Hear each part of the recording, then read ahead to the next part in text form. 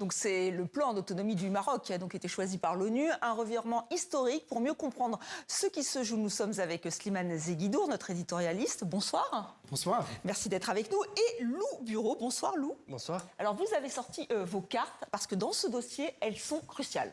Et oui, Estelle, effectivement, pour comprendre ce plan, il faut d'abord revenir aux cartes. Voici le Sahara occidental. Le Maroc revendique ce territoire depuis près de 50 ans et un conflit l'oppose au Front Polisario. Le Front Polisario, c'est un mouvement soutenu par l'Algérie, positionné le long de la frontière, qui réclame l'indépendance du peuple sahraoui à travers un référendum d'autodétermination. Alors la communauté internationale est divisée. Certains pays défendent cette autodétermination des Sahraouis en se basant sur le droit international. D'autres estiment au contraire que les Sahraouis auraient davantage à gagner sous administration marocaine. Quant à l'ONU, elle est impuissante et se contente depuis des années d'appeler les deux parties à négocier. Sauf que maintenant, il y a cette résolution qui a été votée hier au Conseil de sécurité des Nations Unies. Qu'est-ce que ça va changer?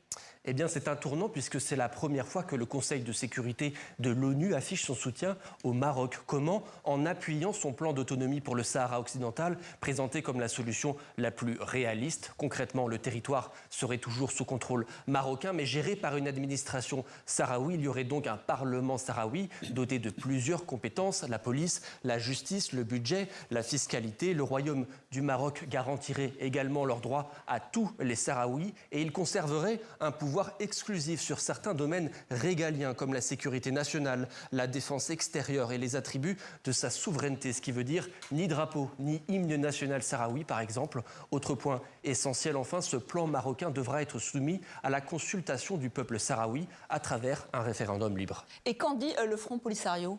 Eh bien oui, le Front Polisario a fait savoir qu'il était déjà prêt à l'accepter et si seulement le référendum était validé par la population sahraoui. Le contenu et l'intitulé exact de ce référendum restent à définir, mais il y a un problème de taille. Une partie des Sahraouis, en raison du conflit, vivent aujourd'hui en exil, notamment dans des camps en Algérie. Le Maroc affirme que leur retour serait garanti, mais dans la pratique, cette étape pourrait être très compliquée à mettre en œuvre.